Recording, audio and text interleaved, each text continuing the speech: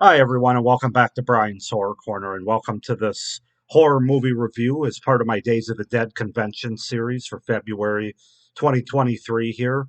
If you're not familiar, I'm going to be attending Days of the Dead horror convention in Las Vegas in about 12 days now, actually, less than 2 weeks. And so as part of the series, I'm watching and reviewing movies on my channel related to some of the guests that are going to be at the convention. I did the first two Hellraiser movies.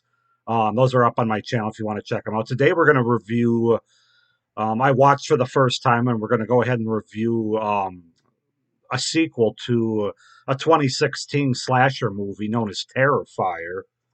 And so, for the first time, I watched and I'm going to review on my channel Terrifier 2 from last year, 2022.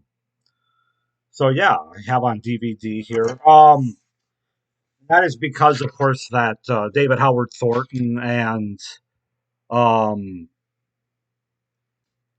Damien Leone is going to be at this Days of the Dead horror convention, as well as Molly McLean, the little pale girl in Terrifier 2. So yeah, let's just go ahead and review Terrifier 2 from 2022. So Terrifier 2 is a 2022 American slasher film written, directed, edited, and produced by Damien Leone. It is a sequel to Terrifier in 2016 and is the third feature-length film to feature Art the Clown. It features the return of David Howard Thornton and Samantha Scafidi, who respectively portrayed Art the Clown and Victoria Hayes in the first film. The story follows Art's resurrection and pursuit of Sienna Shaw and her younger brother Jonathan on Halloween night, a year after the events of the first film. So basically, the film opens after being resurrected by an unknown entity following the Miles County massacre. Art the Clown brutally murders the coroner investigating his body with a hammer. He goes to the laundromat to clean his blood-soaked garments, where he encounters the little pale girl, a mysterious, sinister entity in a similar clown attire. A lone patron sees Art interacting with the girl, who is invisible to him, before being killed. A year later, teenager Sienna Shaw puts the finishing touches on her Halloween costume, an angel warrior that was designed for her by her father, who recently passed away after a brain tumor. Sienna's brother Jonathan wants to dress as Art for Halloween and has become fixated on him since discovering sketches of him and his victims from the Miles County massacre in their father's sketchbook. That night, Sienna has a nightmare where she encounters Art and awakens to a fire on her dresser where a sword that was a gift to her from her father remains unscathed. So that's sort of the setup and the premise for Terrifier 2. As far as the cast goes, we have Lauren Lavera as Sienna Shaw, Fulham, Elliot Fulham as Jonathan Shaw, Sarah Voigt as Barbara Shaw, Molly McLean as the little pale girl slash Emily Crane, Chris Jericho as Burke, a nurse, David Howard Thornton as Art the Clown, Kaylee Hyman as Brooke, Sienna's friend, and Casey Hartnett as Allie, Sienna's friend. So yeah, that's the setup, the premise, and the cast for Damien Leone's Terrifier 2 from 2022. So I did watch and review the original Terrifier movie from 2016. I think about a year and a half ago. It was part of my October 31 Days of Horror in October 2021, not this most recent October. Um, and I think I gave it a 7 out of 10. For what the movie is, I enjoyed it pretty well. Although I'll fully admit that these movies aren't really my horror bag, if you will. They're not really my go-to kind of horror movies. That being said, um, like the first movie, for what it is, I enjoyed Terrifier too. It's kind of a mixed bag review for me that we're going to get into here. Some things worked better in this movie than the first movie, and some things didn't work as well as the first movie. So let's just go ahead and get into them. Starting with the pros, and of course, like with the first movie, you got to start with this villain right here, Art the Clown. He was the best part about the first movie, and he's also the best part about this movie, hands down. Art the Clown, who's played again by David Howard Thornton, is the best part of this movie. And I would say with this movie, he has become a bona fide horror icon. I was it was kind of on the cusp in the first movie. But in this movie, I think it seals the deal that he is a horror icon. There's no question about it. That Art the Clown is right up there with Chucky and Freddy and Michael Myers and Jason Voorhees and Ghostface and all the rest. He's just. I think the thing that makes Art so interesting is he's just this maniacal, sadistic, and unrelenting killer. And at the same time that he's all those things, when he's killing people, he's laughing and he's smiling as he's filleting his victims and their bodies. And because of that, it's just so entertaining to watch through all the physical expressions and the physical humor that David Howard Thornton is able to put through the mask here and to put through the costume. I mean, he's to Art the Clown that Robert Englund was to Freddy Krueger. That you couldn't just put somebody behind the mask here and make it work. I mean, David Howard Thornton is Art the Clown at this point, much the same way that Robert Englund is Freddy Krueger. Yeah, he's just fantastic in this role, even better than the first movie. And he was my favorite part of the first movie, but he just owns that character, that villain. So David Howard Thornton and Art the Clown, just fantastic in this movie, just like they were in the first movie. Um, and like I said, the thing that makes him so interesting is he's not just like some evil maniacal clown that happens to be dressed as a clown. He does all the clowny things as well. You know, having a horn that he bumps at people and sort of the funnier fun aspects of a clown. He just happens to kill and fillet bodies and people at the same time. It's very interesting, but it definitely makes these movies more watchable than they would be if it was just some serious all the time guy that just happened to wear a clown outfit. It really wouldn't make a lot of sense either. But yeah, I just wanted to bring that point through. Obviously, going into a Terrifier movie that you're going to get a lot of kills. Um, a lot of gore, and you certainly do in this movie, even more so than the first movie. There are a lot more kills in this movie. I would say, at the very least, the same amount of brutality and gore. And I actually thinking about it, I think that it might even be more so in this movie. In part just because this movie's a longer running time, which we'll get into later in my review. Um, but because it's a longer running time, you're obviously going to have more kills with it. How come I don't? I have such crappy lighting in here. I'm not really sure why. Um, yeah, that's a little better. Anyway, sorry about that. But yeah, the kills, the brutality, the gore, the maniacal, sadistic murders—they're all here, just like they were in the first movie. And like I said, they're ratcheted up even more in this movie because of the length of time and because these Terrifier movies kind of know what they are now and they know what people want that watch them and like them. And so, yeah, there's some really creative and unique kills here, nasty kills with some really great gore effects, just like the first movie had. There's one kill in particular in a character's bedroom that's probably the one that stands out the most in this movie. It's just brutal, man. Art the Clown at his most maniacal and his most sadistic in this kill. It's just brutal stuff for sure. So yeah, I mean, if you're somebody that tunes into these movies for the carnage, for the kills, the gore, the over the top, just filleting of bodies, then you're not going to be disappointed by this movie. It definitely has all those things. This movie clearly had a much bigger budget, and therefore it's a much bigger, more grandiose, and much more ambitious movie in terms of the sets, the character setups, and the overall story, with the supernatural elements as well as backstory character narratives that are going on.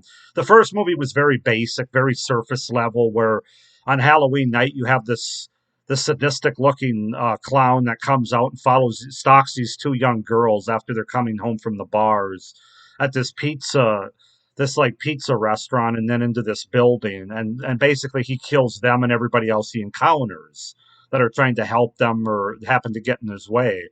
That's really all that movie was. And for what it was, it worked. I mean, it was successful, as I said in my review for that. This movie, they realized they needed more than that, though. There's a lot more story here. Some which works, some which doesn't. What I'll get into. A lot more character background and development than you had in the first movie. So yeah, everything's just kind of bigger and more extreme in scale. That's the best way to to sort of sum up Terrifier 2, having a bigger budget here certainly was on display. And even with that, it's still, instead of a $50,000 budget, it's a $250,000 budget. So it's still not like it's not like a studio budget release kind of thing, but it's definitely ratcheted up here. I do like the first movie. I really like the score of this movie. It has that 80s synthesizer dread sort of musical score that you get with Art the Clown, along with one of the most catchy and annoying clown songs that you could ever imagine. And the song entitled "Clown Cafe," which happens to take place in a dream sequence early in the film. Um, so yeah, but definitely enjoyed the music in this movie. It was just as good, if not better, than the first movie.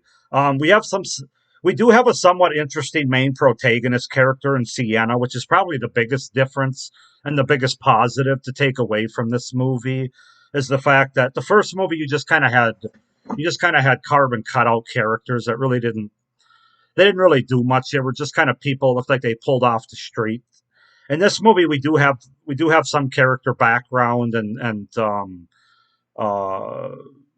flushed out a little bit more in the character of Sienna, played by Lauren Lavera, who I think does a really good job portraying this character. There's a couple of good acting performances in this movie, and she's definitely one of them, along with David Howard Thornton, and even her brother. I thought was pretty good for what he had to do. But she's definitely more of that strong final girl sort of character that we believe can go toe to toe with Art the Clown.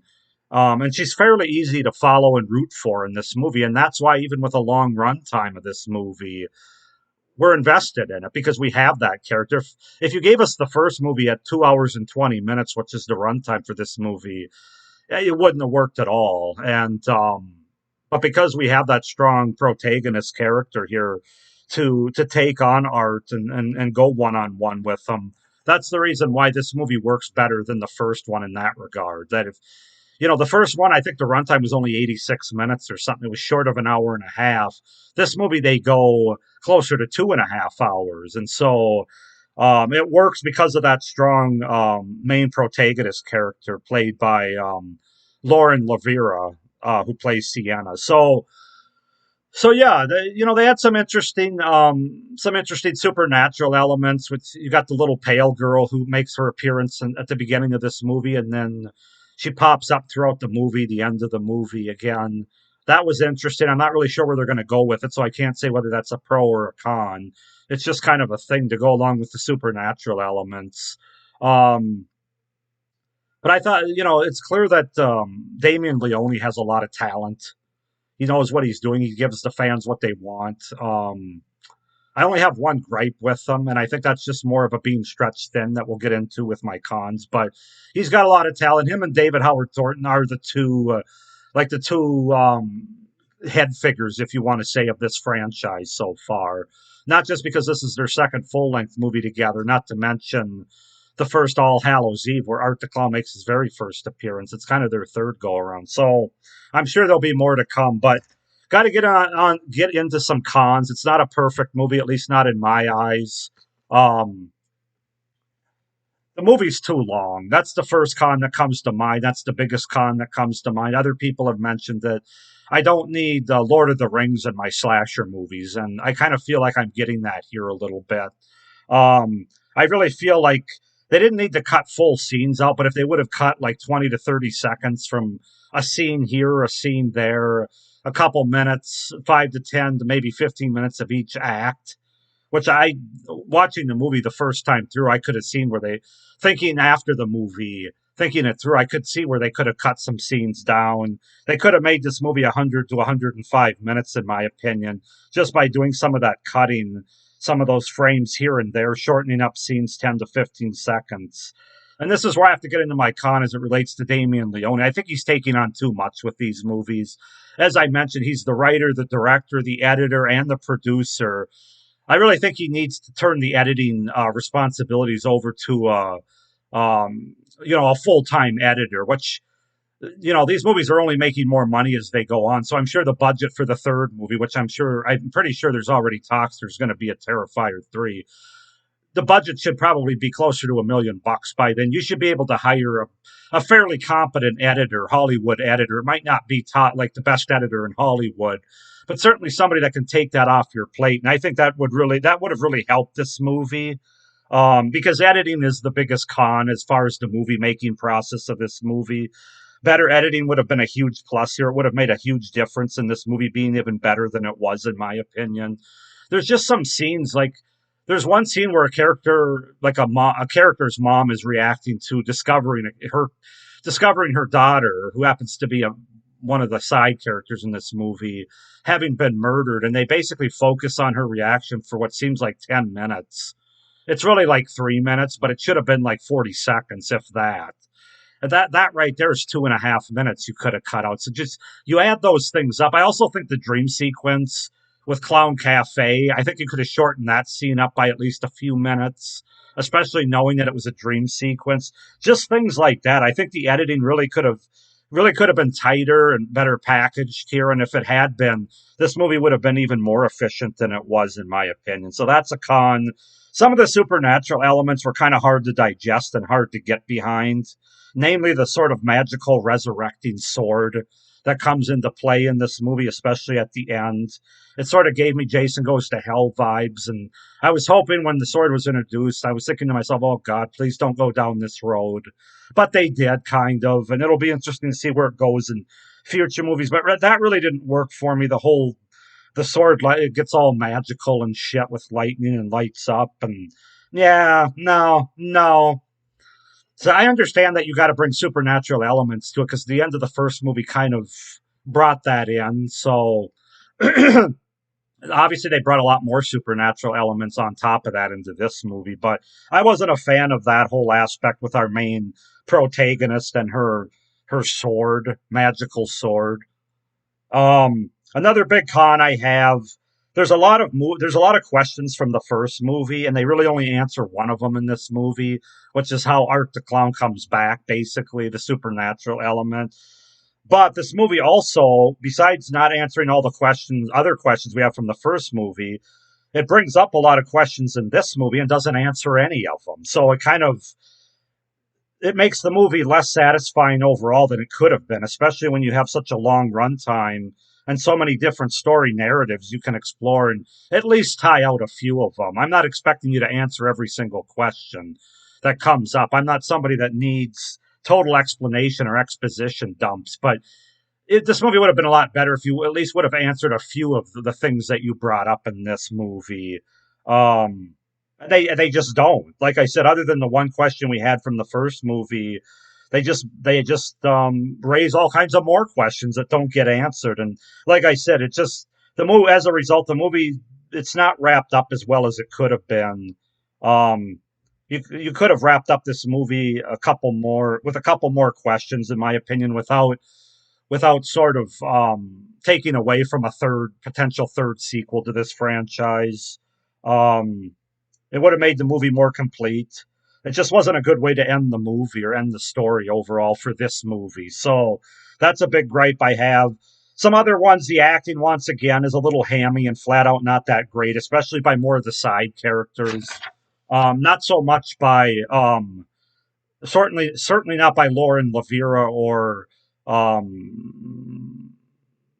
David Howard Thornton, but like the two moms in the movie. We get the mom, Sienna's mom, played by Sarah Voigt, and then a mom of one of her friends are really hammy and really bad acting, really over the top. And some of the other characters are just kind of there as fodder again, much like all of them were in the first movie. More of the side characters in this one, which is an improvement. I don't know. I feel like I had more. Did my cons get cut off? I think they did. I feel like I had more cons, but maybe not. Maybe that was all I had. Well, anyway, I'm going to say that's all I had. So, as you can see, it's a very mixed bag for me. Now, some of it is based on the fact that this just isn't my bag, man. I know there's a lot of people out there that absolutely love these films. They love the brutal kills and the brutality of it.